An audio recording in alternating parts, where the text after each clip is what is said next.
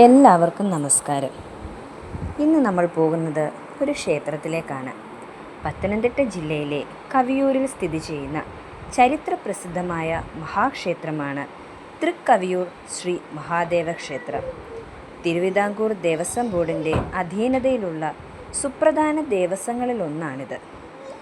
വാസ്തുശില്പപരമായ പ്രത്യേകതകളുടെ അടിസ്ഥാനത്തിൽ കേരളത്തിലെ ഏറ്റവും പുരാതന മഹാക്ഷേത്രങ്ങളിലൊന്നായി ഇതിനെ ഗവേഷകർ വിശേഷിപ്പിക്കുന്നു.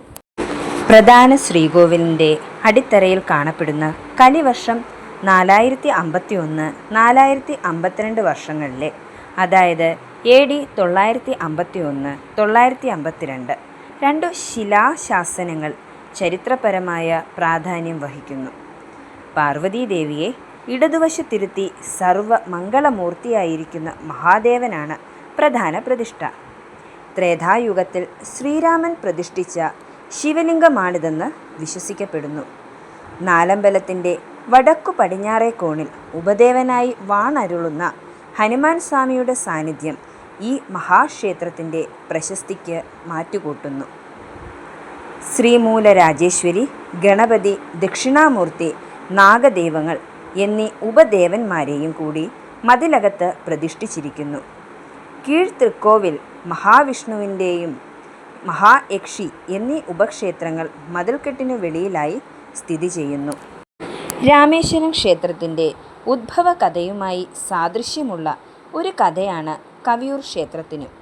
രാവണവധം കഴിഞ്ഞ് സീതാദേവി ലക്ഷ്മണന്മാർക്കും വാനര രാക്ഷസ പടകളോടുമൊപ്പം അയോധ്യയിലേക്ക് മടങ്ങും വഴി ശ്രീരാമൻ പ്രതിഷ്ഠിച്ചതാണ് ഇവിടുത്തെ ശിവലിംഗം എന്നാണ് ഐതിഹ്യം.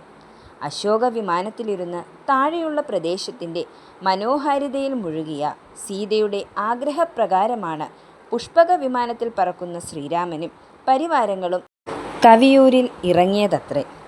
ശിവപ്രതിഷ്ഠയ്ക്ക് ഉത്തമ സ്ഥലമാണെന്ന് കണ്ട് ശ്രീരാമൻ ഉത്തമ ശിവലിംഗം കണ്ടെടുത്തു വരുവാൻ ഹനുമാനെ നിയോഗിച്ചു.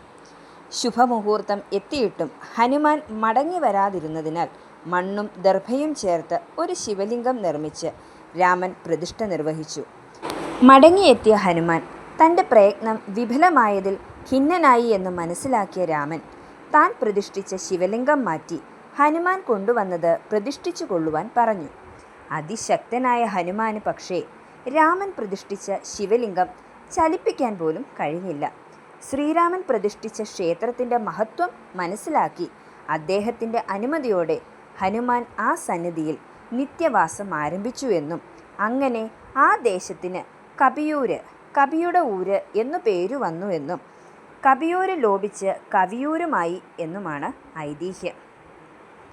നൂറ്റാണ്ടുകൾക്ക് ശേഷം ദിവ്യമായ കവിയൂർ ക്ഷേത്രത്തിൽ ദർശനം നടത്തിയ വില്വമംഗലം സ്വാമിയാർ മതിലകത്തെ ഇലഞ്ഞിയിൽ ഹനുമാന്റെ സാന്നിധ്യം കാണുകയും നാലമ്പലത്തിൻ്റെ വായുകോണിൽ ജപകിണ്ടി കമഴ്ത്തി വെച്ച് അതിന്മേൽ ഹനുമാനെ കുടിയിരുത്തുകയും ചെയ്തു എന്നതാണ് മറ്റൊരു ഐതിഹ്യം.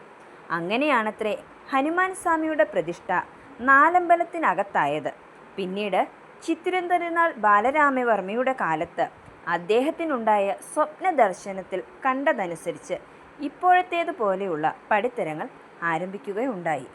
ചരിത്രപ്രസിദ്ധമായ ഈ ക്ഷേത്രത്തിൽ എല്ലാവരും ദർശനം നടത്തുകയും ഭഗവാന്റെ അനുഗ്രഹം എല്ലാവരിലും ഉണ്ടാകട്ടെ എന്ന് പ്രാർത്ഥിച്ചുകൊണ്ട് ഇന്നത്തെ ഈ യാത്ര ഇവിടെ അവസാനിക്കുന്നു.